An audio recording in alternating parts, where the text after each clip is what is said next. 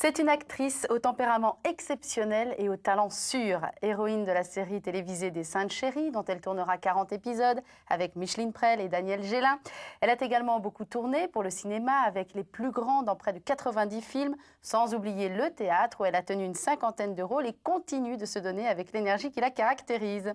Loin de laisser les paillettes l'éblouir, elle est très concernée par les autres. Son action politique et son engagement humanitaire sans faille lui ont valu la médaille du mérite, décernée par Simone Veil en 1993, ainsi que le prix de la solidarité décerné par les Nations Unies.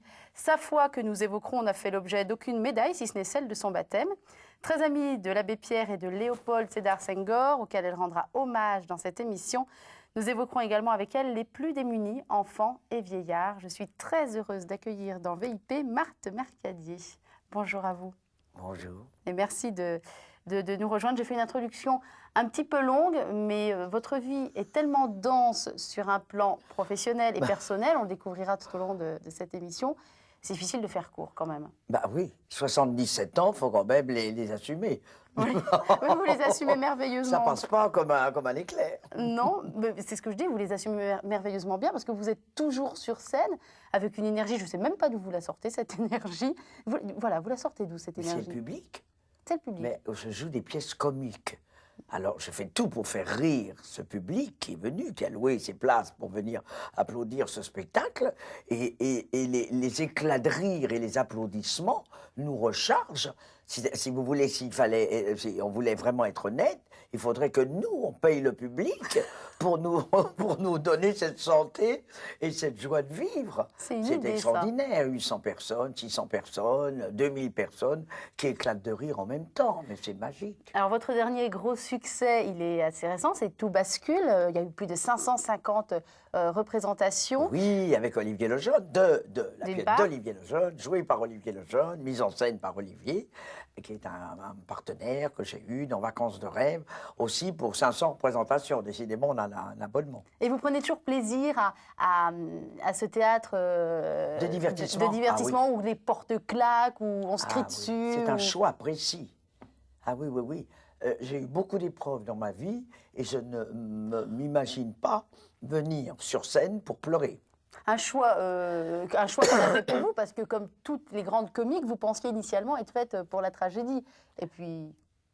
Non, enfin, jeune, au cours, ma violence, tout ce que j'avais ressenti dans mon enfance, les épreuves que j'avais eues, j'ai été bec, j'ai été infirme, j'ai été paralysé, j'ai fait les 400 coups, j'ai fait des chutes, et me portait vers un déchaînement tragique et excessif. Mais c'était pas faire pleurer, c'était m'éclater, si vous voulez, dans la violence à ce moment-là. Et puis après, j'ai trouvé que le rire était tellement magique et merveilleux, puisque la vie a bien tourné, j'ai survécu, je suis plus paralysé, je suis plus mort. Bon, donc ça a été joyeux. Et là, j'ai choisi le rire du matin au soir, c'est-à-dire dans la journée, avoir rencontré des gens sympathiques et fonder une famille et tout et tout.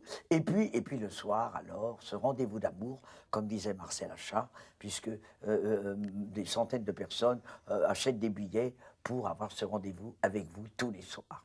Alors, vous parliez du rire. Le rire est votre refuge. C'est vous qui le dites dans ce livre qui retrace à la fois votre carrière et votre vie privée. Vous aviez besoin de mettre des mots précis sur tout ce qui vous est arrivé, vous qui avez une vie si dense? Oui, parce que ça fait 13 ans que je refusais d'écrire un livre d'anecdotes. J'avais lu tous les livres de mes amis que je trouvais remarquables et je vois pas ce que je pouvais ajouter. J'ai joué avec un tel, ça m'a bien plu. J'ai joué avec l'autre, c'était l'horreur. Je vois pas. Mais l'âge venant, à 77 ans, je me suis dit peut-être c'est intéressant d'analyser ce que mes choix dans l'inconnu total que j'ai fait très jeune, puisque quand j'ai commencé à être connu, j'ai donné comme exemple, j'ai fait des contrats en disant je n'embrasse pas, je ne me déshabille pas et je ne suis pas dans un lit avec un monsieur que je ne connais pas.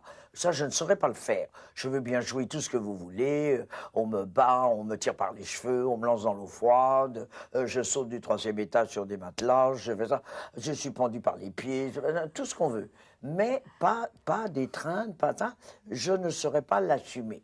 Et comme je veux des enfants, des petits-enfants, je ne saurais pas comment, oh, ta grand-mère, dis donc, on l'a vue toute nue quand elle était jeune, je ne saurais pas quoi répondre, je ne veux pas vivre ça. Donc ça a été déjà des choix précis. Et un tri dont je ne m'imaginais pas l'importance. Et ça vous a obligé à une introspection, à revenir en arrière sur des événements douloureux, des événements très joyeux aussi. Cette introspection vous a finalement fait du bien ou pas? Ah mais oui, c'était... mais j'ai eu cette chance de réaliser que des épreuves surmontées, attention, quand on a de la chance, quand on est 2 ans paralysé sur une planche sans bouger, et qu'à un moment donné, le médecin vous relève, vous êtes droite, vous ne pouvez pas vous baisser, vous êtes comme un poteau, comme une barre de fer, et que petit à petit, en 1 an, avec la rééducation, vous allez redevenir normal.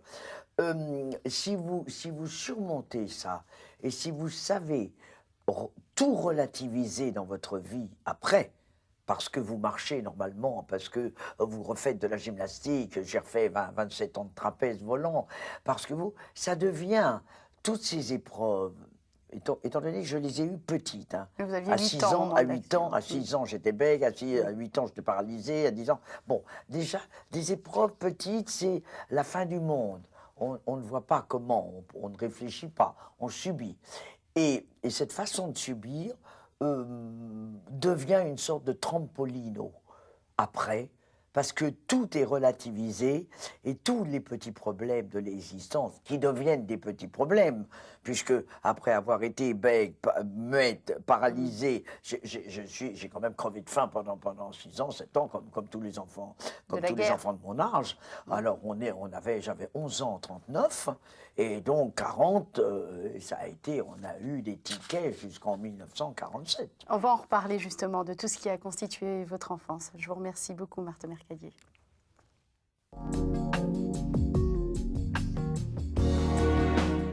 Le moins que l'on puisse dire, c'est que son enfance n'a pas été facile, catastrophique même selon ses propres paroles. Bègue puis muette à 6 ans, elle aura tout juste le temps de guérir qu'un accident la laisse à 7 ans paralysée au fond d'un lit.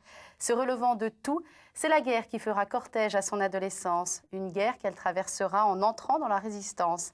Elle aura tout connu, tout surmonté, alors même que son premier souvenir d'enfant est celui du rire qui a accueilli sa venue au monde, un rire qui la sauvera de tous les désarrois et l'accompagne encore tout au long de sa vie. C'est plus qu'une anecdote, cette histoire de rire dont vous vous souvenez. Vous vous souvenez de votre naissance, en fait. C'est extraordinaire. Ah oui. C'est rarissime. Oui. Oui, parce que c'était le dernier déjeuner de ma mère qui sentait ma venue très proche. Et elle était chez des amis qu'elle aimait beaucoup, détendue, elle était en pleine santé, elle était heureuse. Et elle a ri. Ce déjeuner a été dément. Ils se sont fait des blagues. Et ça, j'ai entendu, donc on entend tout. Hein, les couverts, les rires, les plaisanteries. Et tout d'un coup, ma mère a fait c'est maintenant, attention. Bon, vite, on l'a mis sur le lit de nos amis, alors que tout était prêt. Ma grand-mère avait sa clinique. Ma grand-mère était sage-femme, avait sa clinique d'accouchement. Enfin bref, je suis arrivé sur un couvre-lit, vite, on a mis une serviette éponge, et je suis arrivé dans un énorme éclat de rire de ma mère. Et je l'ai entendu. Mais j'en suis sûr, je suis né dans un éclat de rire. Je suis né d'une façon, mais grandiose. Théâtrale. En plus, c'était son premier enfant, elle était folle de joie et tout. C'était une fête et j'étais toute seule, tout le monde courait partout et j'étais là sur le nez dans la serviette éponge. Et ça a été, alors que tout était prêt, bien sûr, dans la clinique de ma grand-mère. Enfin bon, bref, c'était un bon début. C'était un bon début qui malheureusement a été suivi de gros problèmes ensuite. Alors vous étiez une petite fille très très vive, très vivante, Oui. avec la chance d'avoir un grand-père administrateur à la SACEM qui vous emmenait voir tous les spectacles, les coulisses des Partout. spectacles. Et dans les coulisses, dans les Voilà. coulisses. Donc j'étais dans le secret des dieux. J'étais dans les bras de Mistinguett, de Maurice Chevalier, j'étais sur les genoux de Joséphine Baker avec tous ses costumes, les bananes, le paillet, les paillettes, toutes les girls avec les plumes d'autruche, tout ça me balayait le visage. C'était extraordinaire pour une petite fille qui n'avait pas accès à ça. Trop même. Ben, trop, c'est-à-dire que je racontais ça, alors je me trouvais moi je me trouvais passionnante de raconter ça. Je m'avançais visiblement vers une situation de petite peste, de petite très contente d'elle et toujours tenant, racontant, la mise en valeur, c'était très dangereux. Et ma chance, car j'ai eu beaucoup de chance dans la vie, et toujours les événements me l'ont prouvé, m'ont fait avoir un carambolage de volubilité, et à force de vouloir, j'ai commencé à bégayer. Je l'ai très mal pris, comme j'étais très aimé, très gâté, il ne pouvait rien m'arriver normalement. Et j'ai commencé à tout casser et à trépigner de rage, ce qui a durci. Vous savez, c'est l'œil de l'autre, en fait, c'est le regard des autres qui fait tout d'un coup qu'un enfant bégaye, paraît-il. J'ai rencontré après des grands spécialistes du bégaiement, mais à l'époque, bien sûr, je ne les connaissais pas. Et quand on se durcit, quand on est furieux de cet état, le son s'arrête. Mais vous êtes devenue Et je suis devenue muette pendant un an. Voilà. Alors, heureusement, les choses sont rentrées du jour au lendemain dans l'ordre. Mes parents ont voulu que je continue à m'exprimer. Et vrai. comme mon père, qui était pilote d'essai, mécanicien fou d'aviation, et qui était devenu pilote justement par passion de la mécanique, et faisait du sport avec des sourds-muets. Et il a amené ses amis sportifs à la maison et ils m'ont fait apprendre l'alphabet des sourds-muets. Donc j'ai continué à m'exprimer et ça a été mes parents aussi. Et comme j'étais pas sourde, j'entendais tout et moi on me comprenait. Et ça a été la passerelle. Sorti de votre isolement, voilà, en fait. Voilà. Alors, à peine remise de ça, comme je l'expliquais en introduction, il y a eu cet accident, on en a déjà parlé dans la conversation antérieure, qui vous a laissé, j'allais dire à demi paralysé, non, paralysé sur une planche, complètement. C'est-à-dire que tout était cassé. J'ai fait une chute du deuxième étage d'une pyramide humaine pour une grande fête et j'ai atterri dans un mur, ce qui était le comble de l'horreur, parce qu'avec l'élan, à 8 ans et demi, 8 ans, la colonne vertébrale a explosé complètement. Enfin bon. Et j'ai eu un génie, un docteur qui a dit on ne peut rien faire, elle est trop petite, elle est trop jeune, on va là, immobile. Et ça, on m'a fait un lit percé, habillé en bois, tout raide, tout dur, comme une chaise percée, donc je ne me levais pas, et 2 ans. Et quand je me suis relevé, quand on m'a levé, j'étais raide, et après 1 an de rééducation, et je suis redevenu normal. Mais c'est 3 ans d'enfer. C'est peut-être pour ça que, déjà au moment de la guerre, vous êtes entré en résistance en passant des messages, ni vu ni connu. Et surtout en rendant service, parce qu'on n'était pas courageux, on ne savait même pas ce qu'on faisait, on rendait service. Mais c'est peut-être pour ça que vous avez eu besoin de dépenser pas mal d'énergie à ce moment-là, et puis aujourd'hui encore à 77 ans, cet âge que vous affichez haut et fort, vous avez bien raison. Il fallait utiliser les enfants et les vieillards. Les vieillards faisaient la cuisine, et les enfants... J'avais 13 ans, 12 ans, 13 ans, 14 ans. Les enfants portaient les paniers, ravitaillaient, il fallait pédaler, mais on rendait service, on n'était pas des héros, hein. On faisait rien d'extraordinaire. On nourrissait, et puis alors de temps en temps, on nous disait, tiens, tu donnes ça à machin. On ne connaissait pas les noms, je ne savais même pas le nom de code de mon père. On ne savait rien du tout du réseau. Vous avez eu une enfance très dense. Qu'est-ce que vous diriez, Marthe, à la petite fille que vous étiez, si vous pouviez lui parler? Que je suis passée à côté d'une vie truquée, par cet entourage brillant de mes parents qui étaient très, très intelligents, très fins, de ce grand-père qui était, arrivait partout, on lui sautait au cou, L'administrateur de la SACEM, pour mémoire. administrateur de la SACEM, ami de Monsieur André, qui était le pape de Deauville, de Coco Chanel, de là, connaissant vraiment les gens les plus importants de l'époque, les plus brillants de l'époque, et moi, trottinant derrière, me trouvant important, puisque tout le monde, j'étais mignonne, j'étais rigolote, j'étais gentille, puis je rigolais tout le temps, j'étais très aimable, et je voulais charmer, eh bien, j'étais sur le chemin de la petite peste, de la petite coqueluche de la famille, et de celle qu'après on ne pourrait plus gérer. Vous lui direz que finalement, elle s'en est bien sortie, Ah oui, cette petite fille. ah oui, ah oui. J'ai eu, je le répéterai jusqu'à mon dernier souffle, j'ai eu de la chance. Toutes ces épreuves étaient une preuve, m'acheminaient vers une chance et une relativisation de la vie. Je vous remercie beaucoup, Marthe Mercadier.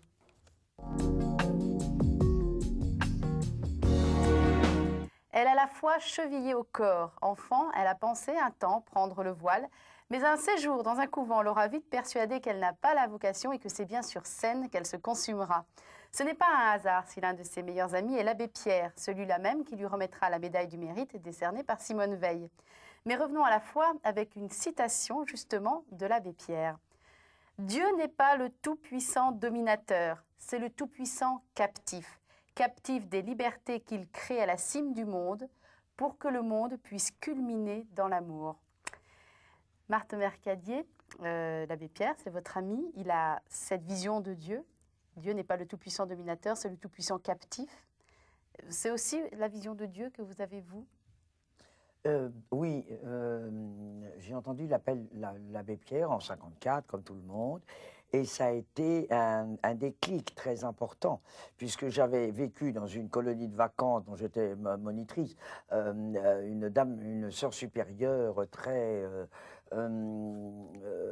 une riche héritière qui était devenue sœur supérieure et qui profitait de ce statut d'héritière et tout pour prendre en fait toutes les autres petites sœurs comme boniche, comme elle était servie, ça m'avait horrifié, et ça m'avait éloigné, éloigné de la religion. J'avais dit si c'est ça, si c'est la même hiérarchie, alors là c'est pas possible, c'est pas Dieu, c'est pas vrai, qu'est-ce qu'on m'a raconté? Bon, bref. Et ça, c'était une idée de ma mère qui avait été élevée dans une grande institution religieuse et qui avait subi pas mal de réprimandes assez dures. Donc voilà, l'abbé Pierre a illuminé, a balayé tout ça. J'ai commencé à travailler avec l'équipe d'Emmaüs et j'ai rencontré vraiment l'ensoleillement de la vie. Et ensuite, j'ai flirté avec le bouddhisme, avec le zen. Je suis devenu zen. Pourquoi vous ne trouviez pas dans la religion catholique? Oui, je suis catholique. Je suis baptisé, j'ai fait ma communion. Mais la philosophie zen, le bouddhisme m'ont beaucoup intéressé. Et je crois surtout à la réincarnation. J'ai eu des manifestations.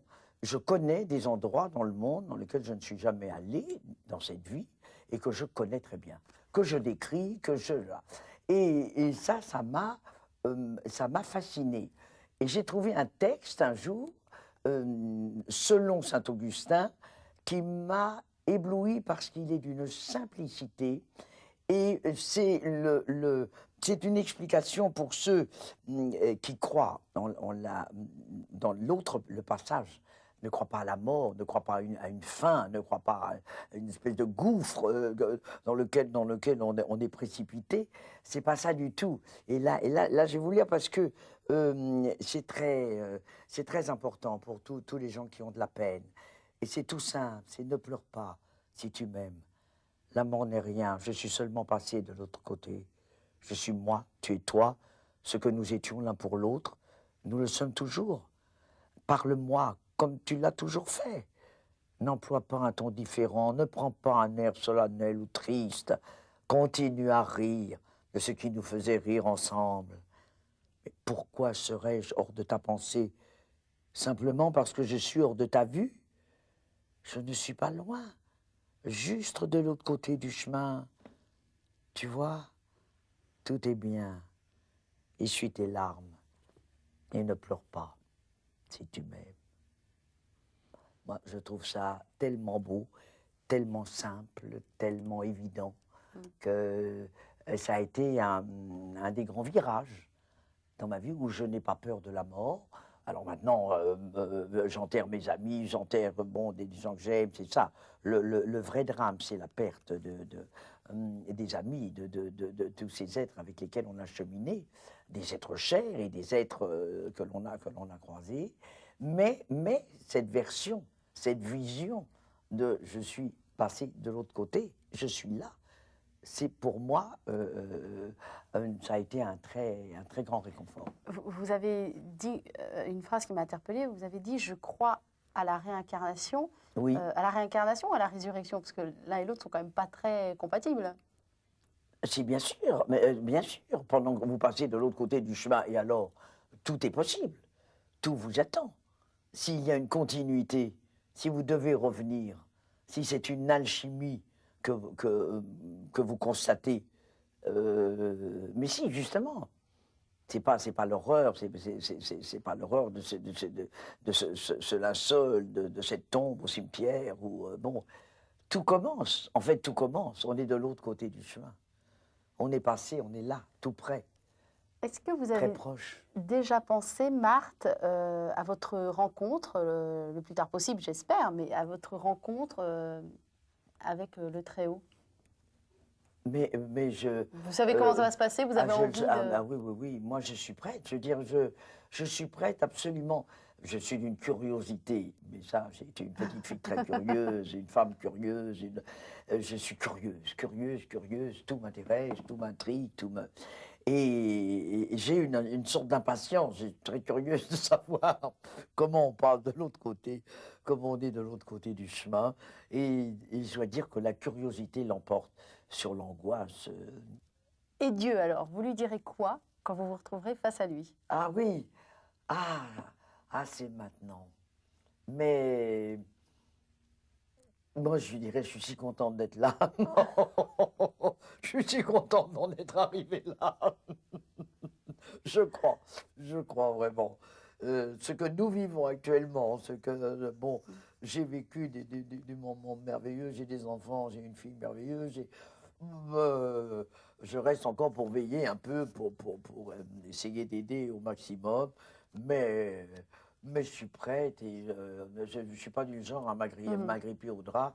J'ai vu des gens tellement imbus d'eux-mêmes, tellement riches, tellement sûrs d'eux, s'agripper au drap de lit en disant non, non, non, non. Ça, je trouve ça effrayant. Pour moi, c'est une condamnation de la non-évolution d'un être, de s'accrocher pour dire pas maintenant, mais quoi, pas maintenant?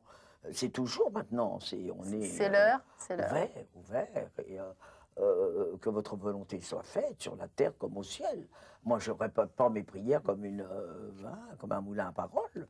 Donnez-nous notre pain quotidien. Je vais vous dire, pendant la guerre, le pain quotidien, c'était un crouton ignoble, assis et un peu grisâtre. Et bon, on était quand même bien content d'aller le chercher. Donc je l'ai vécu, le pain quotidien, je l'ai vécu, ainsi soit-il. Hein. Ainsi soit-il. Merci Marthe Mercadier.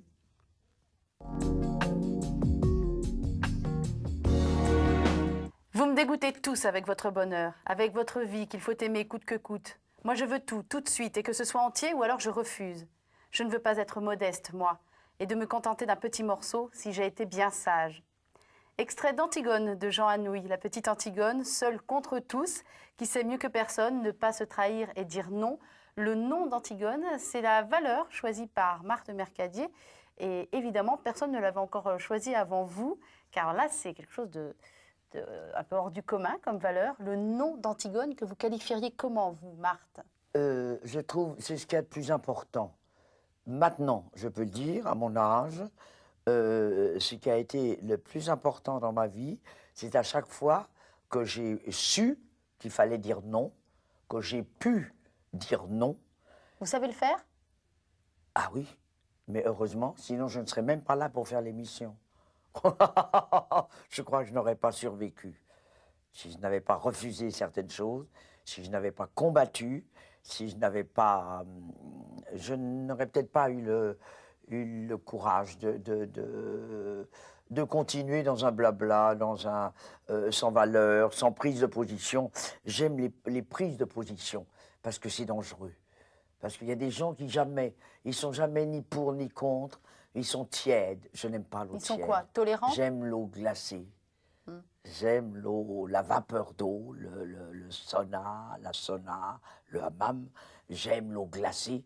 Je me trempe dans l'eau glacée. Je prends des bains glacés. J'adore ça. Je nage dans les torrents, dans les rivières, dans les pays qui ne sont pas des pays tropicaux. Et tout ça symbolise justement le fait que vous n'êtes pas tiède. Voilà. Et grâce au nom d'Antigone. Antigone, vous l'avez déjà joué? Non. Non. Bah alors? Non, non, je n'avais pas besoin. J'ai mis Antigone dans beaucoup de personnages. Mon choix de personnages, j'ai horreur des héroïnes, à part Antigone. Mais elle n'est pas dans les grandes héroïnes romantiques. Non, non, elle est trop spéciale. Le nom d'Antigone n'est pas valorisant pour le grand public. Ce serait plutôt l'emmerdeuse, ce serait plutôt celle qui l'empêche de danser en rond. Voilà. Alors, j'ai donc choisi, ne voulant pas jouer des amoureuses, des grands premiers rôles romantiques, j'ai choisi les caricatures. Et j'ai choisi le Feydeau, par exemple. Toutes les femmes de Feydeau sont ignobles. Elles sont ignobles avec leur mari, elles sont ignobles avec leurs enfants, elles sont ignobles avec leurs domestiques, elles n'ont aucune qualité humaine. J'ai adoré jouer les héroïnes de Feydeau. J'ai adoré jouer les caricatures de la bourgeoise. Quand j'étais au ministère des droits de la femme, chargé de mission, et que toute la journée avec Madame Roudy, tout le monde travaillait pour le remboursement de l'IVG remboursé, enfin, pour améliorer la situation des femmes, je jouais le soir au Théâtre des Variétés, lorsque l'enfant paraît d'André Roussin, avec mon ami Guy Tréjean, avec Stéphanie Lel, et je mettais à la porte ma petite bonne parce qu'elle était enceinte de mon fils. J'étais femme de procureur, femme d'un grand bourgeois, et il n'était pas question que je garde dans ma maison une petite bonne qui avait accepté les hommages de mon fils. Vous voyez, donc les gens murmuraient dans la salle parce que c'était un dysfonctionnement, croyait-il, mais pas du tout. Un paradoxe. Un paradoxe insensé.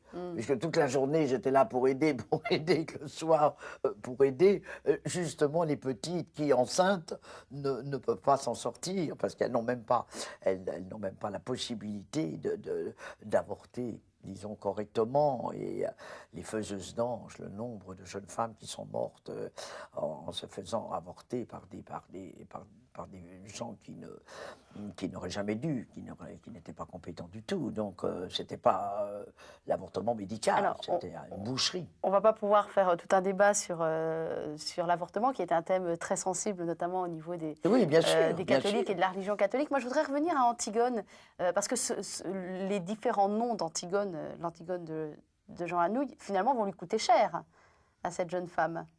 Bien sûr, mais ça n'a pas de prix. C'est-à-dire sa dignité, sa conviction. Si je me souviens bien, elle va en mourir quand même. Oui, mais c'est comme ça qu'on existe. Sinon, c'est n'importe quoi. Si vous êtes le reflet, le porte-parole de tout ce que vous écoutez, de tout ce que vous regardez, en disant oui, peut-être, oh, moi, je sais pas, oh, moi, vous êtes quoi? Vous êtes rien. Quel est le plus grand nom que vous ayez eu à dire, soit qu'il vous a le plus coûté, ou alors qui vous a demandé le plus d'énergie? C'est le nom de la facilité, c'est-à-dire sacrifier la vie de famille, sacrifier tout ce qui me tenait à cœur pour aller faire 2 ou 3 films aux États-Unis ou aller faire des expériences dans le métier. Ça m'a pas coûté, mais je veux dire, ça a été une cassure dans ma vie où j'ai choisi de continuer ce que je souhaitais faire Et finalement, de ne pas faire des expériences qui m'auraient intéressé.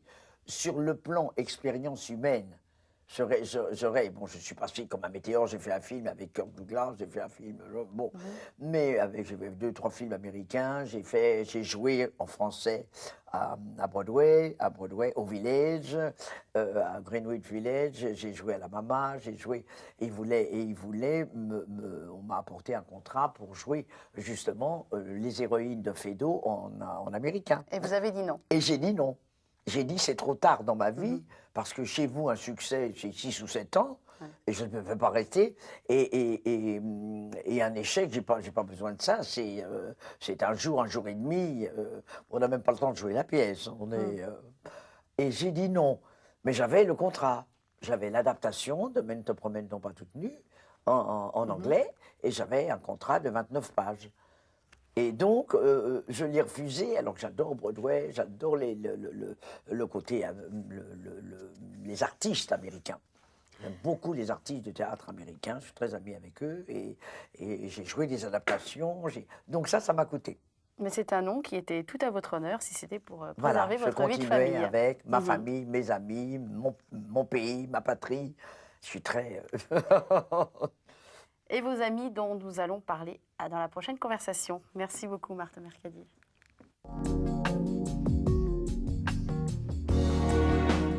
Il y a l'engagement de l'artiste dont Roger Vaillant dit qu'il consiste à se rendre aux entrailles des choses et à rendre exactement ce que l'on a découvert. Et puis il y a l'engagement de l'humain en dehors de toute activité artistique et qui consiste à prendre parti pour une cause, une doctrine, à participer activement à la vie sociale, politique, intellectuelle ou religieuse de son temps. Son engagement à elle fut d'abord féministe, politique ensuite, humanitaire enfin. Marthe Mercadier, l'engagement, c'est vraiment un mot qui vous caractérise. Oui. J'ai été toujours engagé, en fait. En regardant en arrière,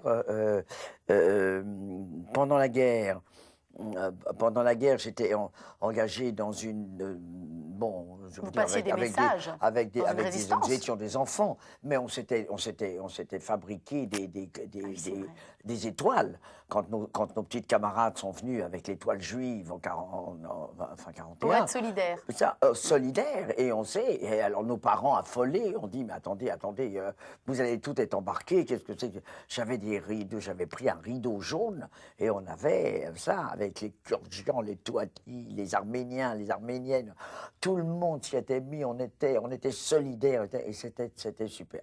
C'était super. Il y a eu le scoutisme. Et elles sont venues me voir au théâtre, et j'étais en train de signer le livre, et on pleurait toutes les trois avec les Sonia et Emma Kurdian, qui ont survécu. Il y a eu le scoutisme aussi, ça aussi c'est un voilà. engagement. Bien sûr, bien sûr.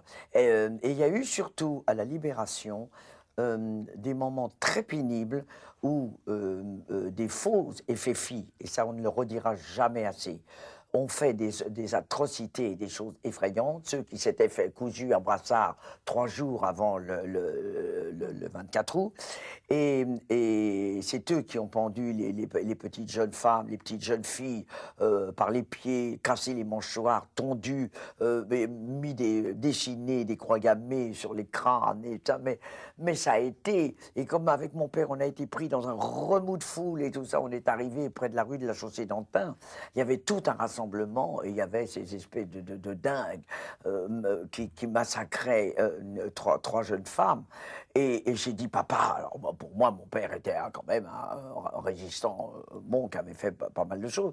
Et j'ai dit, allez, on y va. Et il m'a dit, tu ne bouges pas, parce qu'ils vont te faire exactement, ce sont des fous de Dieu, ce sont des fous furieux, ils vont te faire la même chose. Si je te défends, je serai buté instantanément, mais regarde bien, n'oublie jamais, et combat.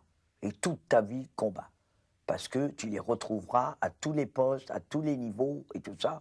Ce sont des gens qui profitent, qui agressent pour faire oublier à quel point ils ont été lâches et malhonnêtes.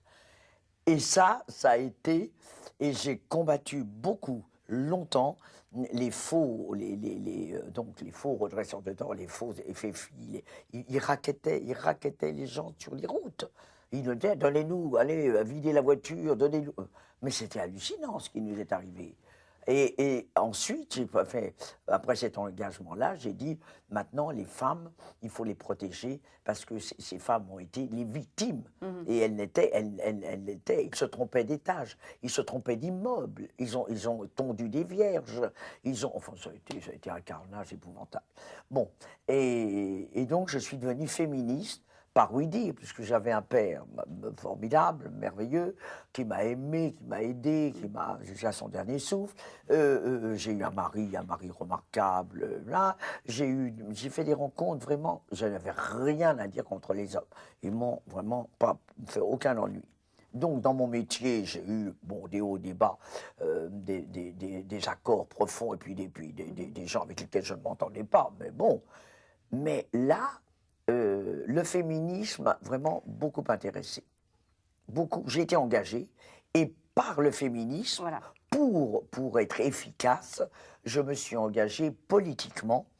Mon père était socialiste, j'étais donc socialiste dans mon berceau, moi aussi, avec tout ce que j'entendais, mais je me suis engagé politiquement pour faire avancer la cause des femmes à l'intérieur d'un groupe politique. D'où mon engagement au Parti socialiste. Mais vous en êtes rapidement venu à l'humanitaire aussi. Après. Parce que la politique n'était peut-être pas encore assez agissante, du moins dans les médias à votre goût. La politique, c'était la protection des femmes.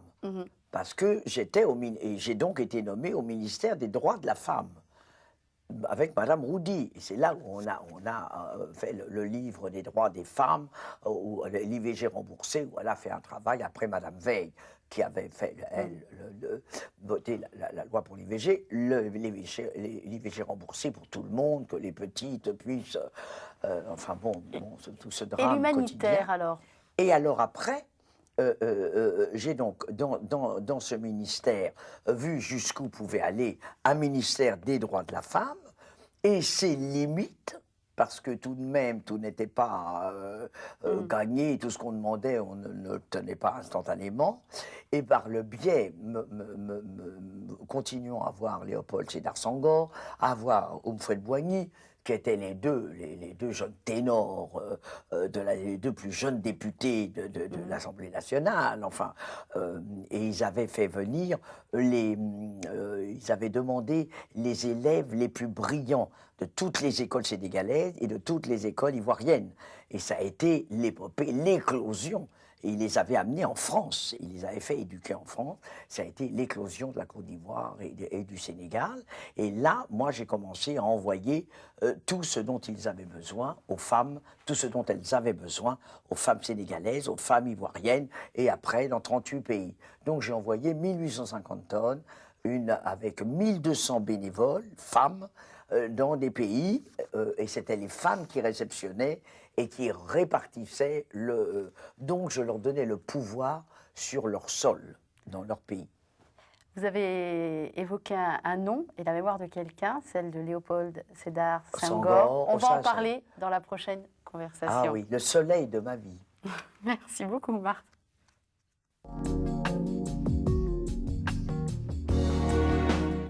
Il disait que les racistes sont des gens qui se trompent de colère. Il disait « J'ai rêvé d'un monde de soleil dans la fraternité de mes frères aux yeux bleus ». Il écrivait « Sang, ô sang noir de mes frères, vous tachez l'innocence de mes draps. Vous êtes la sueur où baigne mon angoisse. Vous êtes la souffrance qui enroue ma voix. » Sénégalais, professeur de lettres classiques et de latin, devenu député puis ministre du gouvernement d'Edgar Faure avant d'être le premier président de la toute jeune République sénégalaise, il s'agit bien de Léopold Sédar Senghor que vous avez connu personnellement, Marthe Mercadier, et auquel nous allons rendre hommage. Vous l'avez connu parce qu'il était votre professeur, en fait, de lettres classiques et de latin. Mais oui, c'est tout passé, simplement. Voilà, pendant 1940, 41, 42, 43. Il a été mon professeur de français et de latin au lycée Marcellin Berthelot. C'était à Saint-Maur-des-Fossés. À Saint-Maur-des-Fossés. Et le lycée dans lequel Kouchner est venu après 12 ans après. Et Léopold était là, c'était extraordinaire parce qu'il y avait beaucoup de bombardements à l'époque et on était au 3e sous-sol du lycée Marcellin Berthelot et pendant que les murs tremblaient parce que les bombes tombaient pas trop loin, Léopold, imperturbable, nous parlait de l'humanisme, tous les hommes sont frères, tout le monde, tout ça, et les murs faisaient, on entendait les déflagrations, et on était suspendus aux lèvres de cet homme qui était lumineux, qui était la tendresse, et qui voulait nous inculquer que tout ça était momentané, mais qu'après, il fallait reprendre la grande solidarité universelle, rentrer dans un bain d'amour et de main tendue, et c'était un dysfonctionnement entre ce qu'on entendait, ce qu'on voyait. On mourait de faim, on n'avait rien à manger et tout, mais tout était bien, puisque les hommes s'aimaient les uns les autres. Oui, pour nous, l'épreuve n'était pas évidente, qu'on s'aimait tellement à ce moment-là, les uns les autres. Il a eu un destin extraordinaire, cet homme-là. Oui, ah oui, oui. Et je l'ai suivi, et j'étais une de ses élèves préférée parce que je lisais beaucoup, parce que j'allais voir les classiques à Paris. J'avais la chance que mes parents aient des places. Je continuais à voir les spectacles. Mais c'était plus Mistinguett et Joséphine Baker. C'était la Comédie Française, c'était Charles Dulin, c'était le Théâtre du Vieux-Colombier. Et vous avez gardé contact finalement tout au long de sa progression? Ah oui, et j'ai été en 1960 quand il a été président. Au Sénégal. J'étais déjà vedette. Une sacrée émotion pour vous. J'attendais ma fille, oui, qui est née en 61. Et j'ai atterri à Dakar, folle de joie. Et c'était si beau. Et ensuite, dans mon aide humanitaire, il m'a aidé, il m'a conseillé. Il est venu avec moi à Rome par 35 degrés chercher une subvention que distribuait des mécènes au gouvernement italien de l'époque et pour construire un hôpital pilote au Sénégal. C'était vraiment merveilleux. Qu'est-ce qu'il vous aura appris, cet homme-là? Une patience, une écoute des autres absolument inimitable. Et dans les grandes réunions internationales où quelquefois je l'accompagnais et d'autres j'étais dans la foule, dans le public, assis sur mon banc et je l'écoutais, je ne le quittais pas de l'œil. Et quand tout le monde parlait après la guerre du génocide arménien, du génocide polonais, du génocide, il écoutait 8 millions, 6 millions, les Juifs bien sûr, les Juifs, les Arméniens, 6 millions. 8 millions, 10 millions, et tout d'un coup, dans un silence recueilli, il se levait et disait « Et s'il vous plaît, n'oublions pas les 180 millions de nègres, 200 millions sont partis de l'île de Gorée et 20 millions sont arrivés aux États-Unis. Donc 180 millions ont péri dans les bateaux, dans les cales, dans la malnutrition et tout. » Mais c'était calme, il se levait et il disait « Eh, très bien, nous venons d'énumérer, mon Dieu, là, et n'oublions pas... » Pas d'agressivité. Les 180 millions de nègres. Petite citation de l'abbé Pierre, qui est, comme on l'a déjà dit, l'un de vos grands amis aussi. « L'amitié, c'est ce qui vient au cœur quand on fait ensemble des choses belles et difficiles. » Une citation qui va aussi bien pour Léopold Sédar Senghor que pour l'abbé Pierre. Et ces deux hommes m'ont beaucoup influencé, vraiment. De par leur... quand l'abbé Pierre m'a décoré, enfin c'était... Médaille du mérite. Je vais la décorer parce qu'avec moi on ne négocie pas, bon c'est ce qui est vrai. Cloué au lit par une mauvaise grippe, je crois. Et il était malade, il avait la fièvre, il m'a dit non. J'ai dit l'abbé, je vais revenir, j'étais chez lui en Normandie. Il a dit non, oh là là, j'ai la fièvre et tout ça, je préfère te décorer maintenant, dans l'air de dire si ça s'aggrave. Mais c'était merveilleux. Et il m'a décoré avec 42 fièvres en disant non, on ne remet pas. C'était extraordinaire. Merci d'avoir évoqué la mémoire de Léopold Sédar Senghor avec nous. Et puis un petit coucou à l'abbé Pierre s'il nous regarde. Merci beaucoup à vous, Marthe Mercadier.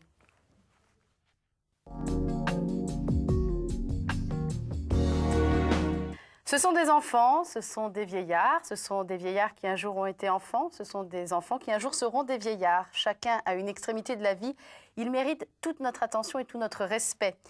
Jean-Paul II disait dans Entrer dans l'espérance, « L'homme ne cesse pas d'être grand, même dans sa faiblesse ». Et Alexandre Jolien ne m'en voudra pas de reprendre son titre, Éloge de la faiblesse, pour cette dernière discussion que vous avez voulu donc consacrer, Marthe Mercadier, aux enfants et aux vieillards, auxquels vous vouez un intérêt tout particulier. Ah, ce sont mes deux préférés. C'est le début de la vie, c'est les tout petits enfants, les nouveau-nés.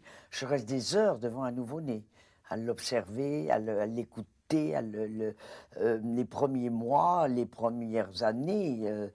C'est ma passion, je les observe beaucoup. Et puis les vieillards. Les vieillards, la fin de vie, ce qui se dégage.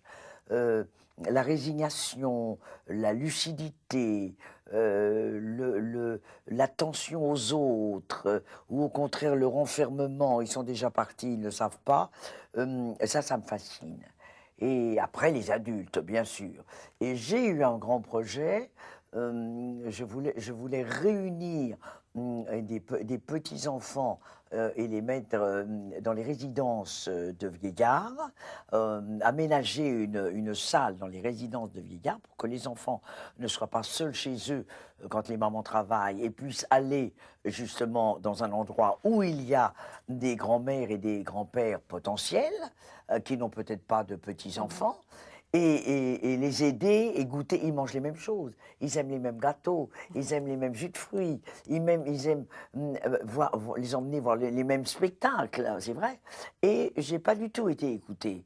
J'ai proposé ça à mes amis socialistes, j'ai proposé ça au ministère, en genre, oui, oh non, ce sera bruyant, ce sera ci, ce sera ça. Enfin, personne n'a adhéré.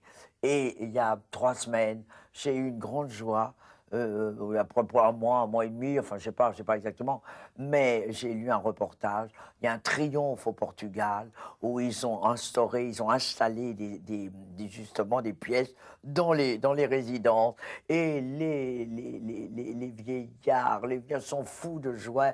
Ils accueillent les petits enfants, ils goûtent avec eux, ils les aident pour leurs devoirs et tout. Et c'est un triomphe national. Alors j'ai dit quand même, j'étais pas complètement débile. Et mon idée n'était pas aussi navrante qu'on a bien voulu me le raconter. Vous le signifiez à l'époque. Alors vous faites quoi? Vous reprenez le flambeau, vous repartez je repars, au front pour que ça s'installe en France? Maintenant, je connais le président du Portugal, je connais l'ambassadeur. Je vais dire, aidez-moi. Vous avez, fait une démonstration tellement éclatante. Aidez-moi à convaincre mes malheureux Français. J'espère que ça va marcher.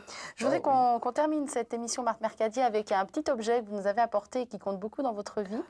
C'est un petit oiseau qui a une jolie histoire, qui vous a été offert par une maquilleuse que vous avez aidé à venir à Paris à trouver du travail. Mais ça, ce sont les genres de gestes qui me touchent le plus.